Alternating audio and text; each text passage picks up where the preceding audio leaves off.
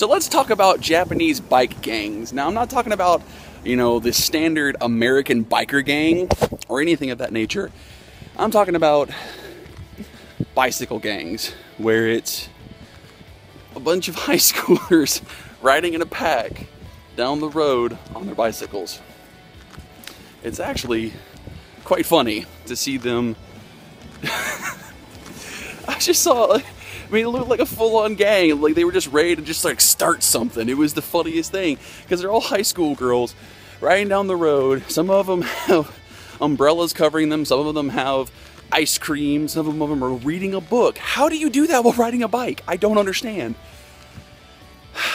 It's just, it's too funny to me to see them try and be, you know, badass while riding on, you know, foot-powered pedal bicycles. It's just funny. It's one of those things where I don't think I'm gonna get used to that. I think I'm gonna laugh at it every time I walk past it. So that's that update. Bicycle gangs. Watch out for them.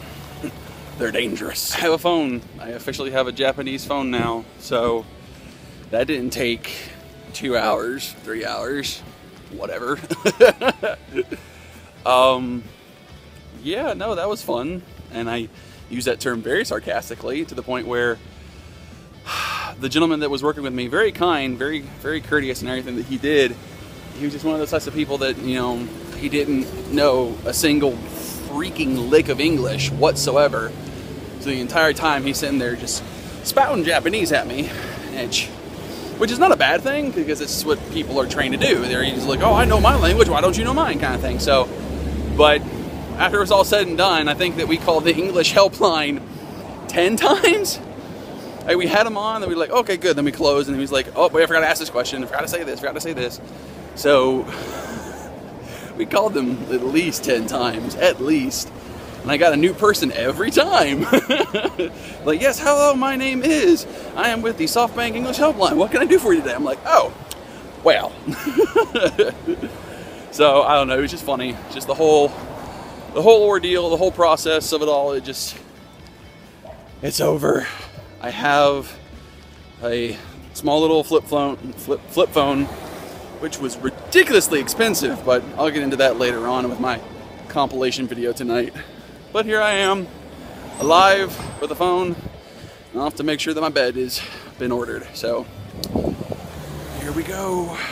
Well, I just confirmed that my bed is being delivered tomorrow morning on Friday at somewhere between 9 and 11 a.m. I'm okay with this. That means I only have to sleep on the floor the way I am currently, sleeping on that daggum futon for one more night, and then I can sleep in somewhat lap of luxury, if you will. It'll allow me to sink down into sleepiness. So hopefully everything will go all right with that, and I won't have to worry about too much else.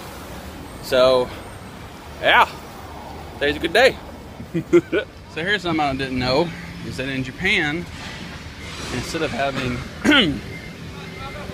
outdoor junkyards or things of that nature, they have indoor junkyards, indoor scrap yards, where they take all the used pieces of trash and such, and they dispose of them somehow.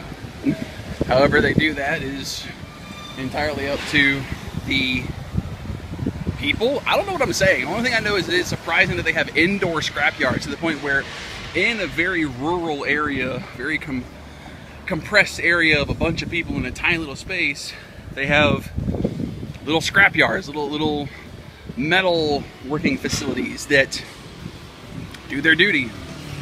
So instead of like out in Georgia where you have a scrap yard, you know, in every county, here you have a bunch of tiny little scrap yards spread off across the entire city, which I find interesting. Oh, and an EC and cup factory.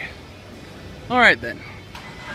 Well, that's that. So apparently it's not just a scrapyard area. This entire area, this entire block, district, whatever you want to call it down here, is nothing but industry. I mean, we have Trusco, Pro Tools, and I've passed a couple other like security firms and other places. I don't know, it's weird. There's like every single one of these sections is nothing but like major industry of some kind. So that's a thing. I have no idea why, in particular, electronics such as a fan has to be so effing expensive.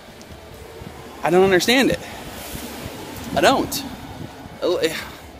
At a big store, a normal store, okay, for all of us Americans who know what I'm talking about, like go to a Walmart, okay, hell, go to a Big Lots, go to a Best Buy, go to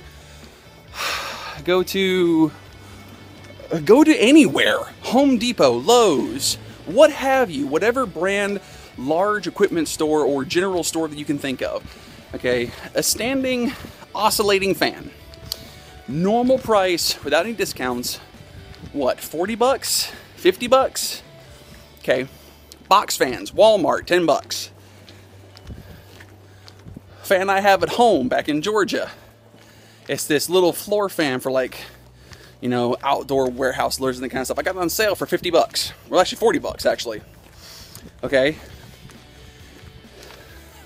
Here in Japan, at the Daiso, Life Daiso, which is like a larger equipment store, if you will, for all different types of things. It's groceries and it's everything. It's just a little bit of this, that, and the other. But this place has regular, very small, not even large, very small sized oscillating fans.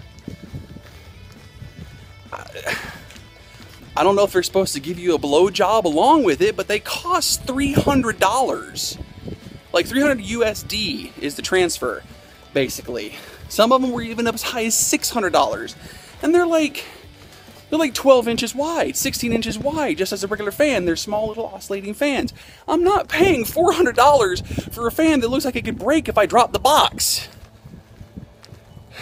And there's another, what was appeared to be some type of like little used appliance store I was in just a moment ago. It's still 50 bucks for one of those teeny tiny little fans, used. I'd rather take the hit and get my fan shipped from home. Probably cost less. God, it's just annoying. Anyway, electronics in Japan, you think they'd be cheap? They're not. Oy.